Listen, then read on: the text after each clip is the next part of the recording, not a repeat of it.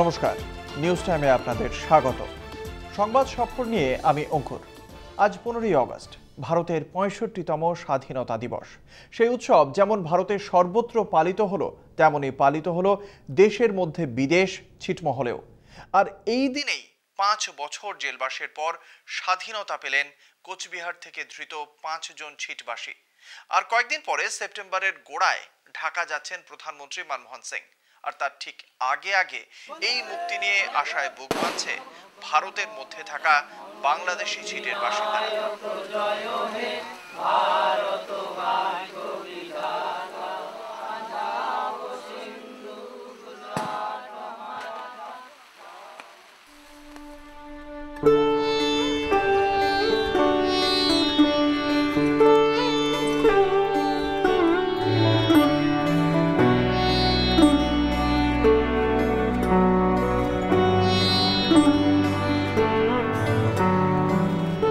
কোচবিহারের কাছেই বাংলাদেশি ছিট মশালডাঙ্গা।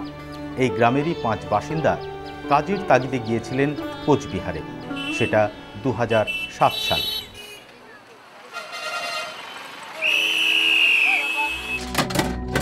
বাংলাদেশি হিসেবে ওদের জেল হয়ে যায়। কদিন বাদেই বাংলাদেশ সফরে যাচ্ছেন প্রধানমন্ত্রী মনমোহন সিং। আর সেখানে ফের ছিট বিনিময় চুক্তি হতে পারে। তার ঠিক আগেই এই 5 বাংলাদেশি ছিটের বাসিন্দাকে ছেড়ে দিল ভারত সরকার।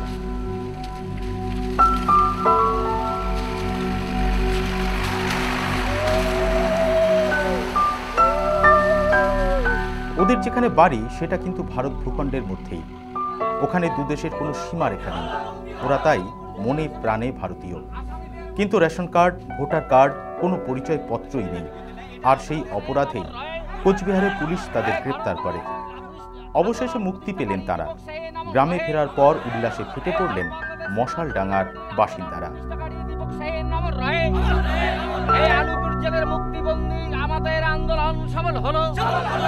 আগে পুশব্যাক হতো, পুশব্যাকের কোনো লাইফ গ্যারান্টি ছিল না।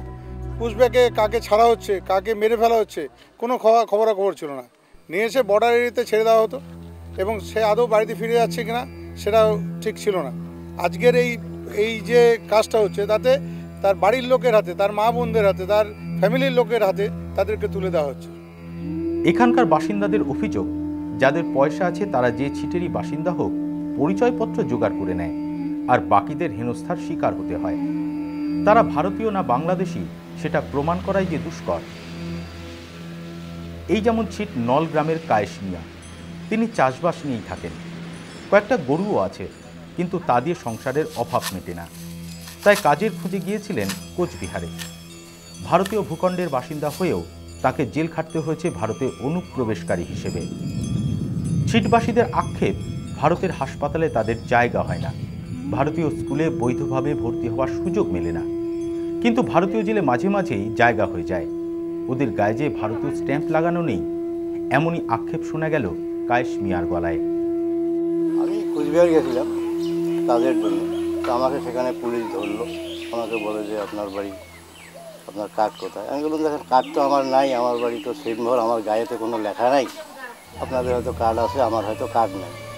এই সিটের লোক হিসেবে কি আমাকে ধরা হবে? এটাই কি কোনো নিয়ম হলো আপনাদের?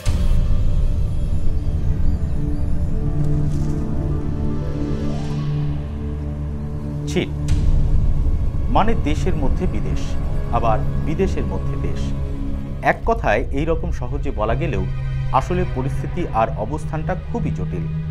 তার ইতিহাস আরও জটিল। সবার আগে জটিল অবস্থানটাই বোঝা যাক। পশ্চিমবঙ্গের কোচবিহার জেলা সংলগ্ন এই এলাকায় ভারত বাংলাদেশ দুদেশের মধ্যেই অপর দেশের ভূখণ্ড ঢুকে আছে এলোমেলোভাবে। আর তা থেকেই যত সমস্যা।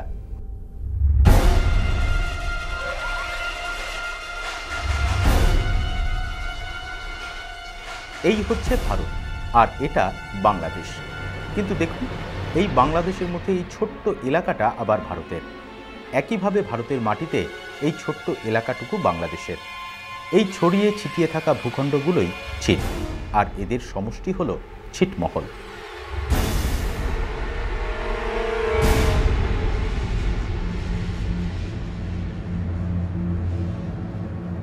এখানেই শেষ নয়।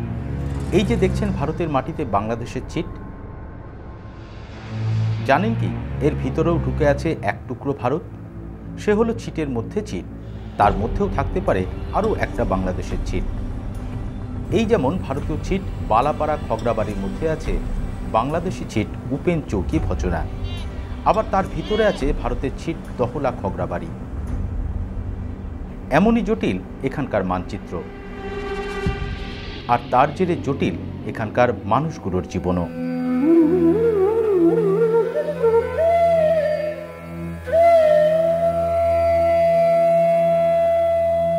সীমান্তের কাঁটা তারের বেড়া কাঁটা হয়ে ফুটছে ওদের জীবনে। সেই জীবনের কষ্ট, বেদনা, কান্নার খোঁজ নিতেই আমরা গিয়েছিলাম ছিটমহলে, ব্রাত্যজনের দেশে।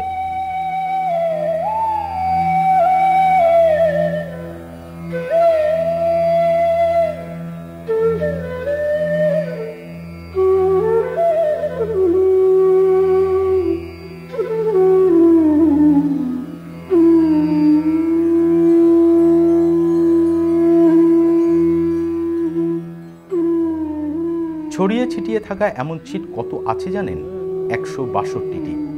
তবে এটাও একেবারে পাকা হিসেব নয়, আর সেখানে ছড়িয়ে ছিটিয়ে থাকা মানুষের সংখ্যাও প্রায় 3 লক্ষ।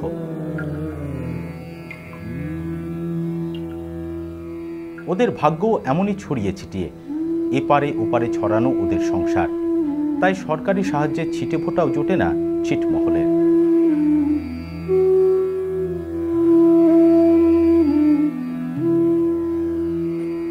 ভারত হোক বা বাংলাদেশ, ছিট যেখানকারই হোক, এখানকার মানুষগুলো এক, ভাষা এক, চেহারা এক, পোশাক এক, খাদ্যের অভ্যাসও এক, এক ওদের ভাগ্য।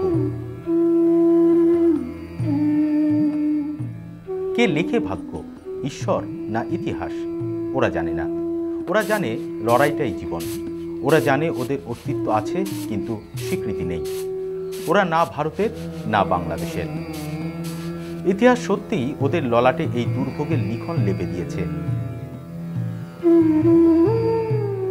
শত শত বছর আগের ভুলের দায়, ক্ষমতাবানদের লড়াইয়ের দায় বয়ে বেড়াচ্ছে ওরা।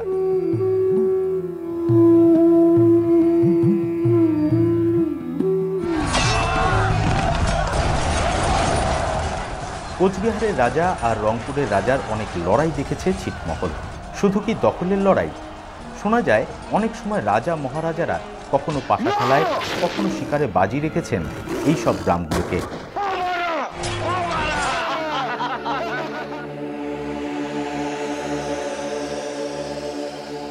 মানুষ সমেত গ্রামের মালিকানা বদলে গিয়েছে।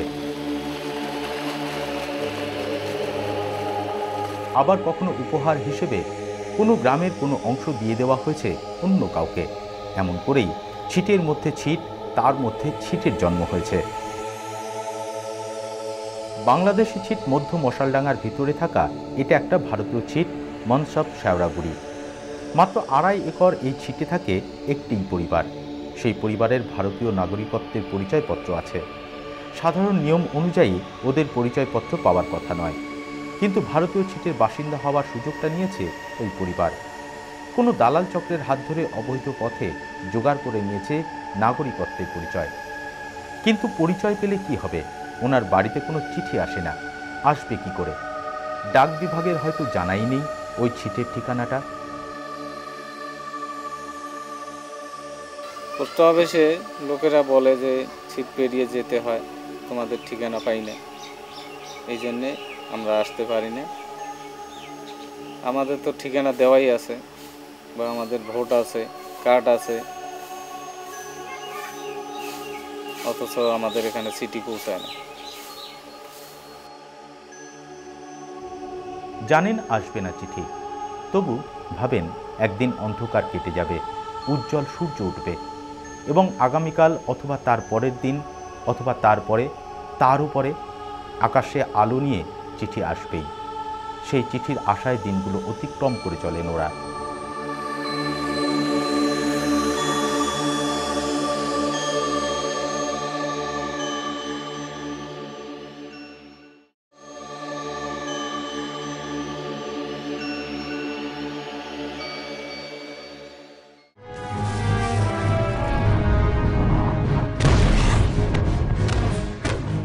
ছিটমহলের এই দুর্ভোগের ইতিহাস শুরু হয় সেই মুঘল সম্রাট শাহজাহানের আমলে। তখন কোচবিহারের ক্ষমতায় রাজা প্রাণনারায়ণ। কোচবিহারের রাজা কামরূপের সুবেদার মীর লুৎফুল্লাহকে হারিয়ে এইসব এলাকার কিছু অঞ্চল দখল নিয়ে নেয়।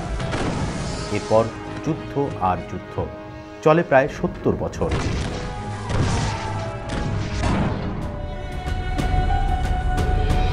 এরপরে ব্রিটিশ আমলে একবার 1918 সালে আর একবার 1937 সালে বিভিন্ন রাজা বা জমিদারের দখলে থাকা ছিটগুলিকে চিহ্নিতকরণের চেষ্টা হয়, কিন্তু সফল হয়নি সেসব উদ্যোগ।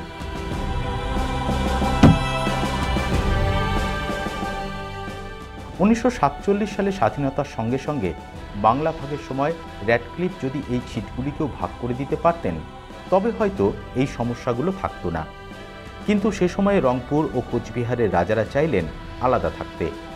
ইচ্ছে ছিল নিজেরাই শাসন চালিয়ে যাবেন, কিন্তু পরে রাজস্ব টান পড়ায় 1949 সালে কোচবিহারের রাজারা ভারতের সঙ্গে থাকতে চাইলেন আর রংপুর চাইল পূর্ব পাকিস্তানের সঙ্গে থাকতে।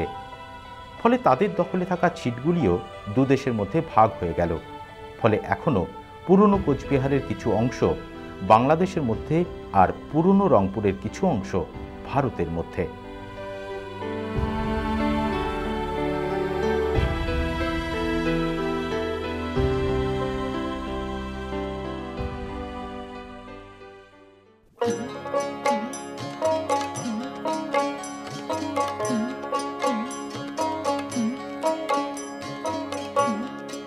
দুটো দেশ, কিন্তু ফারাক কোথায়?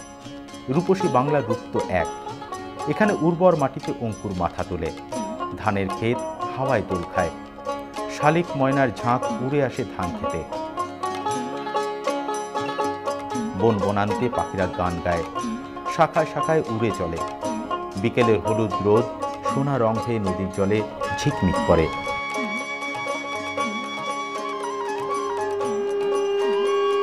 ঘরে ঘরে জ্বলে ওঠা প্রদীপে সন্ধ্যা নামে। গড়ে ওঠে যেন রূপকথার রাজ্য। কে বলবে এই সুন্দর মায়াপুরী ভারত না বাংলাদেশ?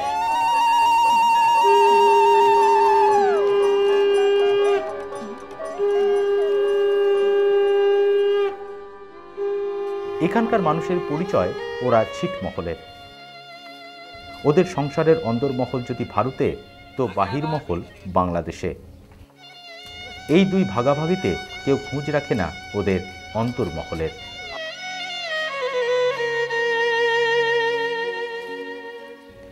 এই যেমন বাত্রিঘাট ছিটে বাবলু রায়ের বাড়ি। বর্ডার পিলার বলে দিচ্ছে এই বাড়ির মধ্যে দিয়ে চলে গেছে দুটো রাষ্ট্রের সীমারেখা। বাবলু রায়ের মূল বাড়ি ভারতের মধ্যে, কিন্তু ঠাকুরঘর বাংলাদেশে। এখন অনেক কষ্ট, কিন্তু ঘর বাড়ানোর উপায় নেই। বাবলুবাবু, আপনার এই জায়গাটার নাম কি? বাত্রিঘাট। বাত্রিঘাট। আপনার বাড়ি তো একদম মানে ভারত আর বাংলাদেশের ওই ছিটের একদম বর্ডারের মধ্যে সংলগ্ন এলাকা, তাই তো? তো আপনার এই বাড়ি তো পড়েছে কোথায়? বাত্রিঘাট, ইন্ডিয়া। বাত্রিঘাট এটা ইন্ডিয়ার মধ্যে পড়েছে। আর আপনার ঠাকুর ঘর পড়েছে কিছু একটু বাংলাদেশ ছিটের মধ্যে পড়ছে। তো আপনারা কতদিন ধরে এখানে আছেন? এখানে তো আমার পূর্বপুরুষ থেকে এই জায়গার মধ্যেই আছে। সেখানে একদিক দিয়ে রাস্তা, একদিক দিয়ে সিট সংলগ্ন, না পারিতে সিটে যাইতেছে, না পারিতেছে ইন্ডিয়া। আমাদের জায়গা জমি খুব একটা সামান্য 22 মিটার, হ্যাঁ, সে কারণে ঘরেও উড়াইতে পারতেছি না, খুব সংকটের মধ্য দিয়ে চলছে। বছরের পর বছর ওদের কথা দেওয়া হয়েছে, কিন্তু কেউ কথা রাখেনি। মনমোহন সিংয়ের এই সফরের মাসখানেক আগেই ভারত বাংলাদেশ সীমান্ত চুক্তি নাকি একরকম পাকাই করে এসেছেন স্বরাষ্ট্রমন্ত্রী পি চিদাম্বরম। ছিটমহলে খবর পৌঁছে গেছে এবার নাকি সত্যি সত্যি ছিট বিনিময় হবে দুদেশের মধ্যে। সেই আশায় চকচক করছে ওদের মুখ।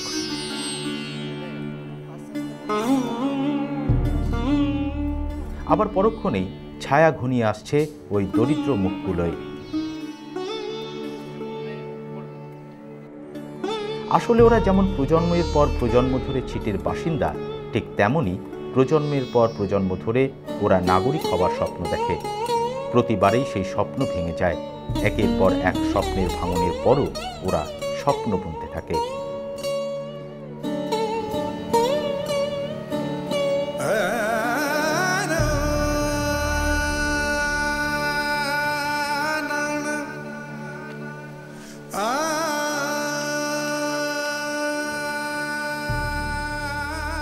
প্রথমবার স্বপ্ন এসেছিল সেই 1958 সালে।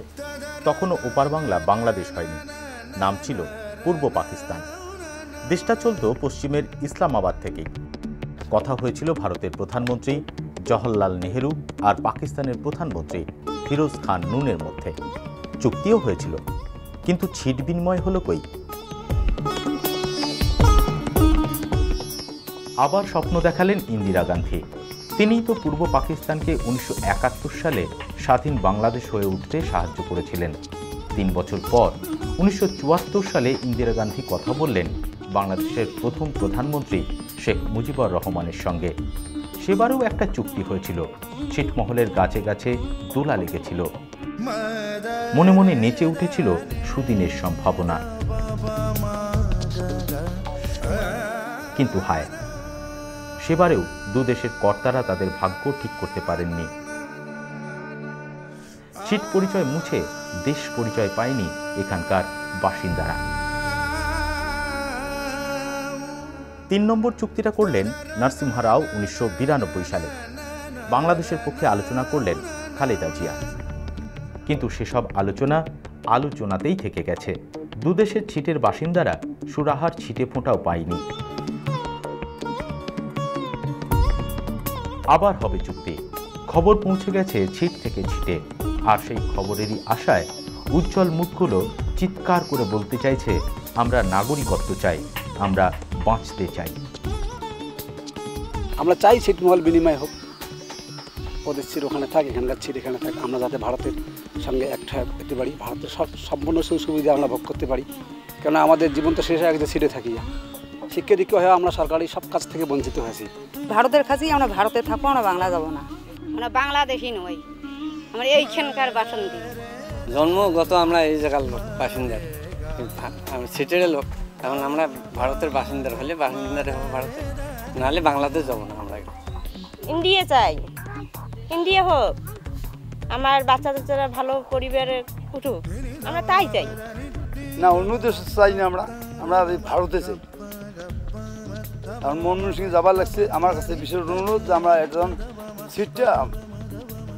এই সিটটা তখন বিনিময় করে, এইটা আমরা চাই।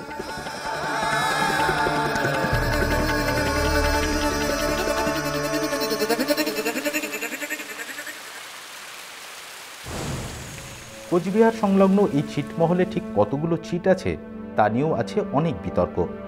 তবে সম্প্রতি একটা সরকারি হিসেব তৈরি হয়েছে, তাতে বলা হচ্ছে মোট ছিট 162টা।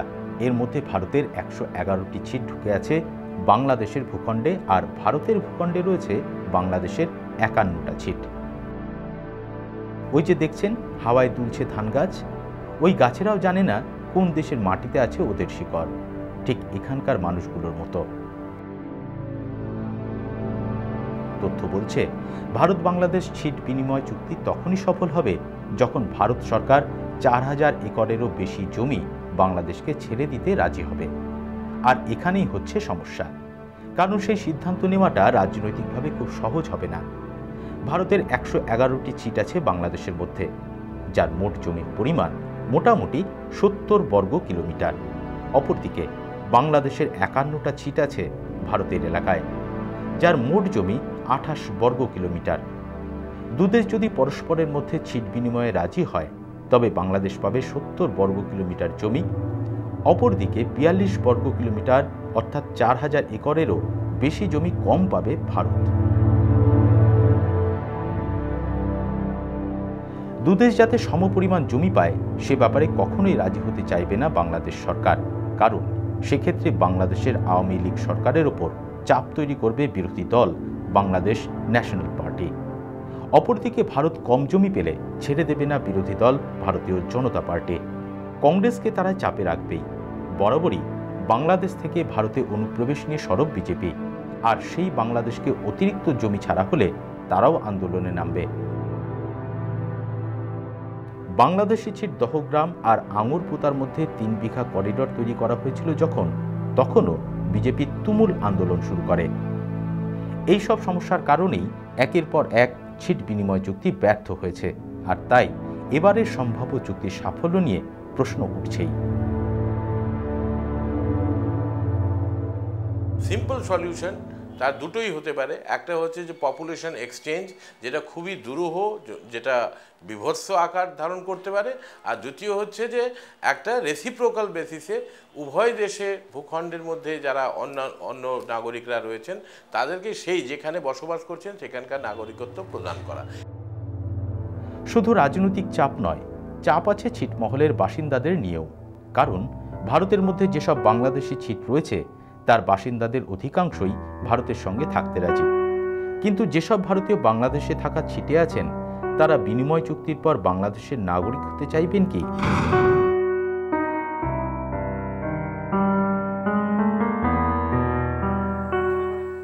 এখানকার মানুষদের লড়াইয়ের বড় সংগঠনের নাম ভারত বাংলাদেশ ছিটমহল বিনিময় সমন্বয় সমিতি। নাগরিকত্ব আদায়ের দাবিতে সোচ্চার তারা। এসসি এসটি কোনো রিজার্ভেশন না থাকার ফলেও যখন তারা বেঁচে ছিল, আগামীতে যদি সরকারি যে সুযোগ সুবিধার কথা বলছি না, সহযোগিতার কথা বলছি, সরকারি সহযোগিতা থাকলে আগামী জেনারেশনটা এখান থেকে যেটা বেরোবে সেটা একটা সলিড জেনারেশন বেরোবে। তারা জাতি ধর্ম বর্ণ নির্বিশেষে তারা সবাই একটা সুস্থ নাগরিক হয়ে আসবে। সরকার যে চুক্তির মধ্য দিয়ে যে প্রতিজ্ঞা করেছে সেই প্রতিজ্ঞাটাকে পালন করাটাই হচ্ছে সরকারের কাজ, সেটাই আমরা খেয়াল করিয়ে দিচ্ছি। এর বেশি আমাদের আন্দোলনের কোনো দাবি নেই। আমি পরিষ্কারভাবে মনে করি যে চুক্তিটাকে বাস্তবায়ন করার দায়িত্বটা যদি নিয়ে আসেন এবং সেটাকে যদি অতি অল্প সময়ের মধ্যে সেই চুক্তিটা বাস্তবায়ন করেন তাহলেই হবে। নাহলে আগের তিনজন মিথ্যেবাদী প্রধানমন্ত্রীর মতো উনিও মিথ্যেবাদী, আরেকজন হবেন তিনি হবেন 4 নম্বর, খালি নাম্বারের পার্থক্য হবে, এছাড়া অন্য কিছু হবে। উন্নয়ন চাই, সীমান্ত সমস্যার সমাধান চাই, চাই এখানকার মানুষের সুস্থ নাগরিক হয়ে বেঁচে থাকার অধিকার। এমনটাই দাবি ভারত বাংলাদেশ ছিটমহল বিনিময় সমন্বয় সমিতির। সত্যি সুস্থ নাগরিক হয়ে বাঁচার অধিকারটা বড় কম এখানে। সভ্য সমাজের অন্যতম প্রধান শর্ত হল মানবাধিকার প্রতিষ্ঠা, আর গণতন্ত্রের মূল ভিত্তি হল জনগণ। আর সেই জনগণের আসল পরিচয় তাদের নাগরিকত্বে। নাগরিকত্ব থাকলে তবেই তো মৌলিক অধিকার, মানবাধিকারের প্রশ্ন আসে। কিন্তু ব্রাত্যজনের এই পোড়া দেশে নাগরিকত্ব বলে কিছুই নেই। যেটুকু আছে তার সবটাই চোরা পথে, টাকার বিনিময়ে। তখন বাইরে গেলে আমরা আটক হয়ে যাই। তাহলে আমার যদি আমরা ভারতে থেকে যদি বসবাসটাই করতে না পারি তাহলে আমার ব্যবস্থা নিতেই হয়, সেজন্য আমরাই করছিলাম। তো এখন আমার বোঝা যাচ্ছে ছিটমহলে আমার ভারতবাসী হয়ে যাব। আর আমার কত টাকা দিয়ে করেছিলেন? হ্যাঁ, কত টাকা দিয়ে করেছিলেন ওই কার্ড? ওটা টাকা পড়ছে মনে করেন একটা স্কুল সার্টিফিকেট তুলতে আমার 600 টাকা নিচ্ছে। আর এমনি তো 200-400 এটা তো সবসময় যায়, না হলে তো সাইনে করে না। আর টাকা না দিলে তো ছিটমহল বাংলাদেশি হিসেবে থাকি, আর টাকা দিলে তো তখন অরিজিনাল আমরা ভারতীয় হয়ে যাই। ওরা সত্যিই ব্রাত্য, কারণ পৃথিবীর বৃহত্তম গণতন্ত্রের দেশ ভারতের এই ছিটের বাসিন্দারা ন্যূনতম নাগরিকত্বের পরিচয় থেকেই বঞ্চিত। রেশন কার্ড, ভোটার কার্ড কোনো কিছুই ওদের অধিকারের মধ্যে পড়ে না। এসসি এসটি বিপিএল কোনো তালিকাতেই ওদের ঠাঁই নেই। ওটা আমাদের আন্দোলনে, আপনার এই সমালোচনা আমি মেনে নেবো যে আন্দোলনে কখনো এজেন্ডা হিসাবে প্রবলভাবে একবজ্ঞা হিসাবে ওটাকে একেবারে অ্যাচিভ করে ছাড়বো এরা কখনো আসেনি। দুর্ভাগ্য, আমাদের আসা উচিত ছিল। বাংলাদেশের মধ্যে পড়া ভারতীয় ছিটে আমরা যেতে পারিনি। না জানি আরও কত দুর্বিষহ সেখানকার জীবন। এখানে যেমন বাংলাদেশি ছিটবাসীদের বিএসএফের হাতে হেনস্থা হতে হয়, তেমন ওখানেও বাংলাদেশ বর্ডার গার্ডের হাতে হেনস্থা হতে হয় ভারতীয় ছিটের বাসিন্দাদের। বাঁশকাটা, গোদমারি, দাসিয়ার ছড়া, কাজলদিঘি এমন কত ভারতীয় ছিট আছে বাংলাদেশে। ওদের জন্য আলাদা কোনো প্রশাসন নেই, তাই নিজেদের মতো করেই ওরা তৈরি করে নিয়েছে প্রশাসনিক কাঠামো। রীতিমতো ভোটাভুটি হয় সেখানে। ওদেরও এক দাবি, নাগরিকত্ব। কোচবিহারের জেলা সদর দিনহাটা থেকে যে কোনো দিকে 10-15 কিলোমিটার রাস্তা পার হলে শুরু হয়ে যায় ছিটের পর ছিট। সেই যে খেলা আছে না, আমি জলকে নেমেছি, আমি ডাঙায় উঠেছি, ঠিক তেমন। এই আমি বাংলাদেশে, তো এই আমি ভারতে। ভিসা পাসপোর্ট লাগে না, কাস্টমসের চেকিং লাগে না, শুধু বর্ডার পিলার দেখে বুঝতে হয় বদলে যাচ্ছে রাষ্ট্র।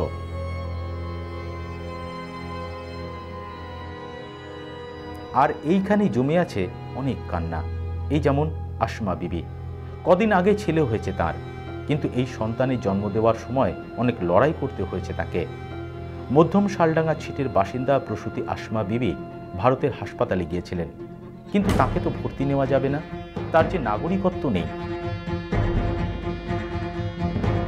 অসুবিধা হয়েছিল, হসপিটালে ভর্তি করে না, সিটের লোক, কার্ড নাই, ফটো নাই, ভর্তি করা হবে না, এখান থেকে চলে যাও, নাহলে জেলের ভাত খাইতে হবে, জেলে পচে মরবে। তখন আমরা বললাম যে না, আমরা চলে যাব না। কেন চলে যাবে না? সিটের লোক, ভারতের হাসপাতালে ভর্তি করবো না, আমাদেরও অসুবিধা হবে। তখন আমরা বলছি অসুবিধা হইলেও ভর্তি করতে হবে। কয় না, গর্ভবতী মা মারা যাবে, সিটের লোক মরবে, তাতে আমাদের কি হবে? আমাদের কিচ্ছু হবে না। স্বামীর পেশা রাস্তা থেকে ফেলে দেওয়া জিনিস কুড়িয়ে বিক্রি করা, আর্থিক সঙ্গতি নেই বললেই চলে। আসমা বিবিকে অনেক রুক্ষ পথ আর রক্ত জমা ক্ষত পার হয়ে জন্ম দিতে হয়েছে ছেলেকে। ছেলের নাম রেখেছেন জিহাদ হোসেন ওবামা। পরিস্থিতির উপর জিহাদ ঘোষণা করতেই এমন নাম কিনা কে জানে। 1.5 বছর আগে যেদিন তিনি হাসপাতালে গিয়েছিলেন, সেদিনের কথা এখনো মনে আছে তার, হয়তো সারা জীবন মনে থাকবে। এই শিশু দেশ মানে জানে না, এই শিশু সীমান্ত মানে জানে না, কিন্তু যখন জ্ঞান হবে তখন জানতে পারবে ও আসলে কোনো দেশেরই নাগরিক নয়, ওর যে বার্থ সার্টিফিকেট নেই।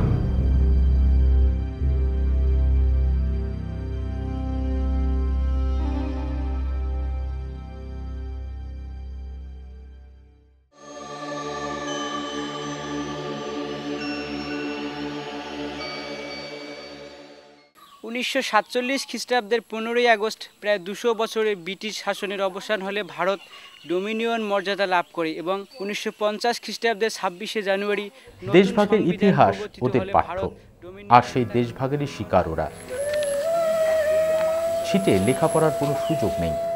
একসময় কোচবিহারের রাজারা এখানে কয়েকটি স্কুল চালালেও পরে রাজ পরিবারের আয় কমার সঙ্গে সঙ্গে বন্ধ হয়ে যায় সেসব স্কুল, শিক্ষা প্রতিষ্ঠান। ফলে ছিটমহলে লেখাপড়া জিনিসটা একটা সময় পর্যন্ত ছিল দূর গ্রহের বিষয়। বর্তমান প্রজন্ম অবশ্য অনেক লড়াকু, সেই লড়াই করতে ওরা নিজেদের পরিচয় বদলে নিতেও কুণ্ঠা করে না।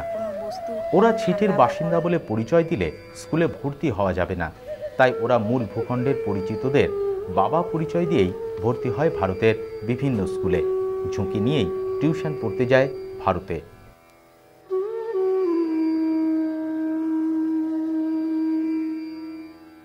ছিটে যেহেতু কোনো স্কুল নেই, সেহেতু আমাকে বাইরে গিয়ে পড়াশোনা করতে হয়, বাইরের স্কুলে। সেখানে গিয়ে বাবার পরিচয় মানে গোপন রাখতে হয়। ছিটে যদি বাড়ি বলেই তাহলে কিন্তু স্কুলে ভর্তি নেবে না, আর আমার পড়াশোনার সুযোগ হবে না।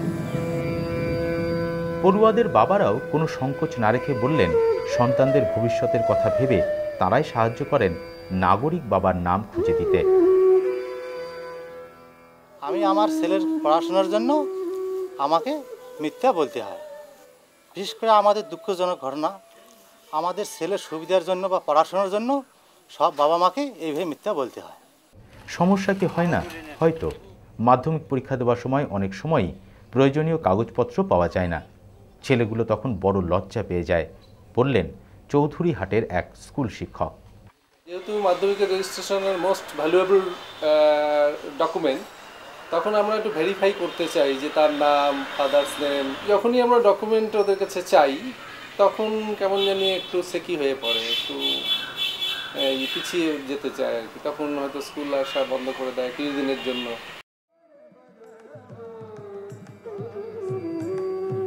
তবু ওরা শিক্ষার স্বপ্ন দেখে, ভাবে একদিন যখন ওরা নাগরিক হবে তখন ওরাও মাথা উঁচু করে বাঁচবে। ওদের সন্তান ওদের পরিচয় দিয়ে স্কুলে ভর্তি হবে, নাগরিক বাবার নাম খুঁজতে হবে না।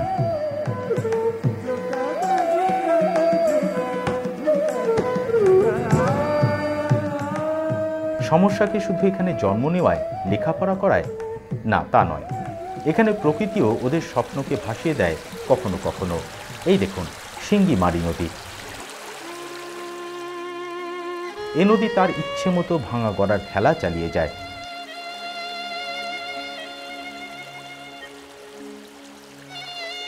পার ভেঙে পড়ে, আর তাতে ভেসে যায় ওদের স্বপ্ন, ওদের গৃহস্থালী। বারবার ওরা ঘর বাঁধে, বারবার ভেঙে দেয় নদী। এই নদী খেয়ে নিয়েছে রংপুরের জমিদার বাড়ি, গিলে নিয়েছে মদনপুরার মসজিদ।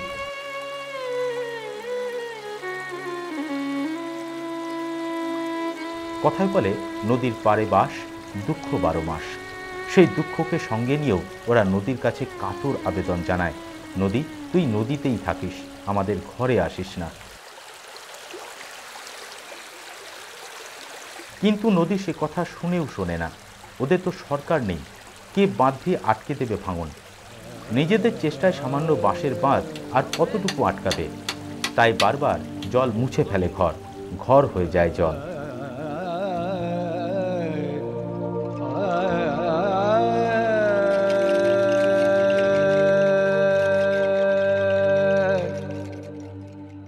এক জমি ছেড়ে আর এক জমির খোঁজে যায় ছিটমহলের বাসিন্দারা, কিন্তু এই মন্দির তো সরতে জানে না। তাই শিবপ্রসাদ মুস্তাফি ছিটের এই মন্দিরটা রোদে জলে অবহেলায় একটু একটু করে ক্ষয়ে চলেছে। 200 বছরের প্রাচীন এই মন্দিরের গায়ে টেরাকোটার কাজ পুরনো স্থাপত্যের মলিন নিদর্শন হয়ে লেগে রয়েছে। তবে প্রাচীন শিবলিঙ্গ এখনো ফুল, জল, বাতাসা পায়।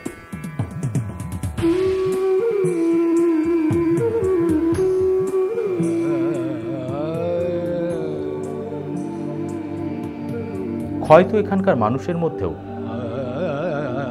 সভ্যতার আলো যে একটু দেরিতে পৌঁছয় এই নেই রাজ্যের দেশে। তাই এখনো পণের বলি ছিটমহলের মেয়েরা। এখনো বাজার দরের মতো দাম ঠিক হয় মেয়েদের, আর তাতেও আছে নাগরিকত্বের সমস্যা।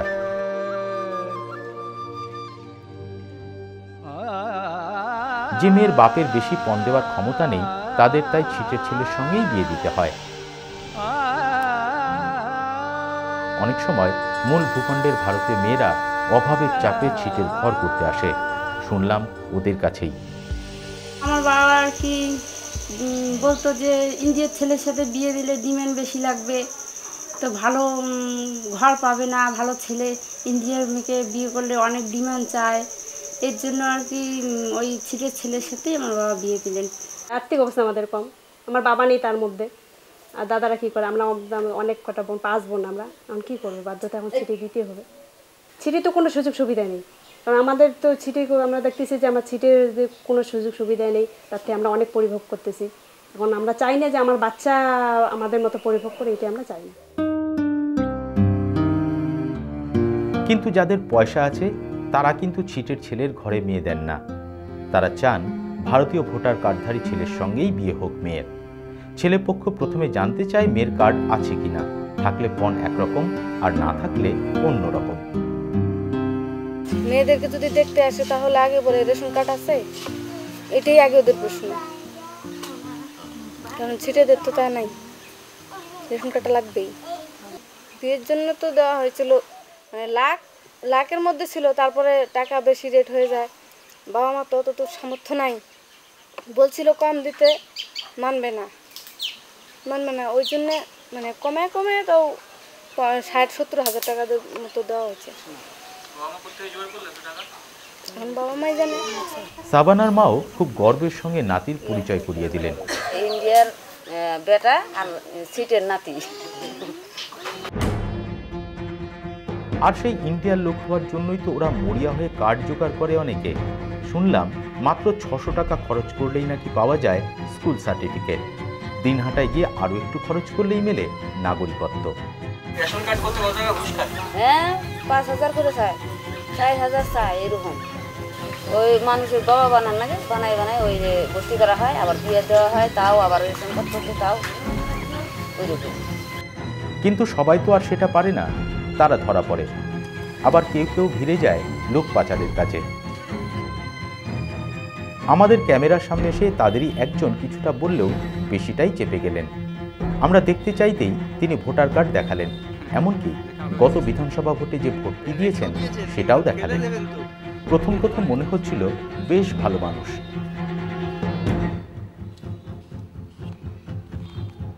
মূলত আছে বাইরে থাকি, দিল্লিতে থাকি, এখনও লেবার করতেছি। আমার সঙ্গে কিছু লোক কাজ করে, এই হিসেবে আমি চলছি। মিয়ার বাড়ি বাংলাদেশের মধ্যে ভারতীয় ছিট দাসিয়ার ছড়ায়। সেখান থেকে ভারত ভূখণ্ডে এসে চালিয়ে যাচ্ছেন কাজ কারবার। রাজধানী দিল্লিতেও তার নিয়মিত যাতায়াত। একটু চেপে ধরতেই জানা গেল অনেক তথ্য।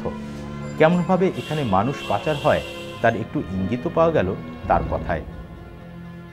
ওরা যে আসছে ছিটের লোক আছে, বাংলাদেশের লোক বিভিন্ন জায়গার লোক, ওখানে পরিচয় থাকে না, কোথায় কাছে লোক আসে, বিভিন্ন জায়গা থেকে লোক আসে মজুরি হিসাবে তারা। তো তাদের ধরে না বাইরের লোক, মানে বাইরের লোক হিসেবে না, লোকেরা ধরে না? না, ওখানে কোনো ধরে না। ওটা কিভাবে ওটা ম্যানেজ করা হয় কি করে? ওখানে ভাড়া যখন থাকে তো মালিক তো জানে যে লেবার মানে লেবার প্রয়োজন, ওরা লেবার নিয়ে কাজ করে। হ্যাঁ, কোথা থেকে তো তারা অত পুষ্টাচার করে না। তো বছরে মোটামুটি কিরকম সংখ্যক লোক যায় শুধু আপনার থ্রু দিয়ে? লোক আমার থ্রুতে মনে করেন যা মনে করেন 100-5 না, এত যাবে না, 100-150 মতো, 150 লোক, 150 লোক। এইসব এলাকা তো চোরাচালানেরও স্বর্গরাজ্য। এই গোলমেলে সীমান্ত এলাকার সব জায়গা দিয়েই চলে চোরাচালান, পাচার আর অনুপ্রবেশ। আর গরু পাচার তো চলে দিনের আলোতেই।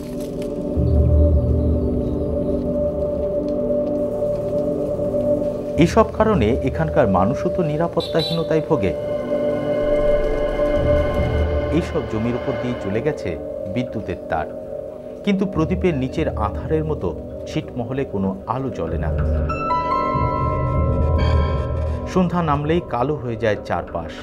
সেই অন্ধকারে সবার অজান্তে এখানে কেউ খুন হয়ে পড়ে থাকলেও বোঝার উপায় নেই। আমরাও যেমন দেখলাম রাস্তার ধারে পড়ে আছে অজ্ঞাত পরিচয়ের দেহ। কে কখন কাকে ফেলে রেখে গেছে কেউ জানে না।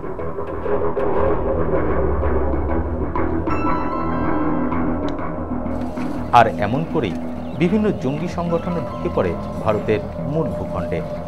চলতে থাকে নানা অন্ধকার জগতের কাজ কারবার। তার কারণ কেউ রেসপন্সিবিলিটি নিতে চায় না। তো এইভাবে আমি বলবো যে, আমি বলবো না যে এটা আতুর ঘর, ওখান থেকেই টেররিস্ট অ্যাক্টিভিটি এমিনেট করে। আমি বলবো এই এরিয়াগুলোকে ব্যবহার করা হয়। যেটা প্রথম সমস্যা সেটা হচ্ছে নির্বাচনী রাজনীতিতে এই মানুষগুলোর ভূমিকাটা খুব পরিষ্কার নয়। এটা ঠিক যে বেরামিতে অনেক কিছুই ঘটে থাকে, এটা আমরা জানি, কিন্তু অফিসিয়ালি সরকারিভাবে তারা রাজনীতিতে অংশগ্রহণ করতে পারছে না। অতএব তারা সরাসরি তাদের কোনো চাপ সৃষ্টি করার সরকারের উপরে সেই সুযোগও নেই, বা সরকারের সেই চাপের কাছে নথি স্বীকার করার কোনো দায়বদ্ধতাও নেই। এটা একটা বড় ব্যাপার। আমরা মিথ্যাবাদী, সিটে বাস করে মিথ্যাবাদী হই। মানে সরকার, বাংলা সরকারও কেয়ার নেয় না, ভারতের সরকারও কেয়ার নেয় না, মানে আমরা নদীতে আছি। আমি চাই আমার পরিবারের কোনো লোক যেন আর ছিটে অধিবাসী হয়ে না মরে। আমি চাই কোনো দেশের জন্য একটি নাগরিক হয়।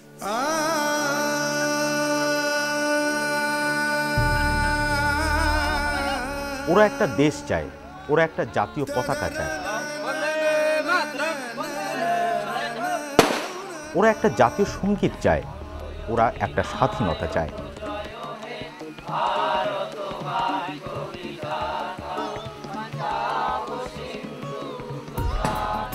কিন্তু সেসব পাওয়াটা সত্যি হয় না, মিথ্যেই থেকে যায়। আর এমন সত্যি আর মিথ্যের দোলাচলে থাকে ছিটমহলের ভাগ্য। প্রতিদিন সকাল হয় আর সূর্যের আলোয় প্রকট হয়ে ওঠে ওদের সমস্যা, ওদের দুঃখ, ওদের বেদনা, ওদের লড়াই। দিনের পর দিন একই নিয়মে চলতে থাকে। তারপর সূর্য একটু একটু করে মাঝ আকাশ পার করে ঢলে পড়ে পশ্চিম আকাশে। আঁধার নামে ছিটমহলে ঘরে ঘরে জ্বলে ওঠে সন্ধ্যা প্রদীপ। আজানের সুর আর শাঁখের আওয়াজ মিলেমিশে এক হয়ে যায়। বিস্মৃতির অন্ধকারে ঘুমিয়ে থাকে ছিটমহল, ঘুমিয়ে থাকে ওখানকার মানুষগুলো, জেগে থাকে শুধু ওদের চুপ কান্না। আর মাঝে মাঝে সেই কান্নার শব্দকে ম্লান করে দিয়ে খবরের শিরোনামে উঠে আসে ছিটমহল। বন্দী থাকা ছিটমহলের 5 বাসিন্দা 5 বছর তারা জেলে ছিলেন। আগামী সেপ্টেম্বরে ঢাকা সফরে যাচ্ছেন ভারতের প্রধানমন্ত্রী মনমোহন সিং। এর কিছুদিন আগেই ঘুরে এসেছেন কেন্দ্রীয় স্বরাষ্ট্রমন্ত্রী পি চিদম্বরম। এবারের প্রধানমন্ত্রী সফরে দুই দেশের মধ্যে ছিট বিনিময় চুক্তি স্বাক্ষরিত হতে পারে বলে আশা করা হচ্ছে।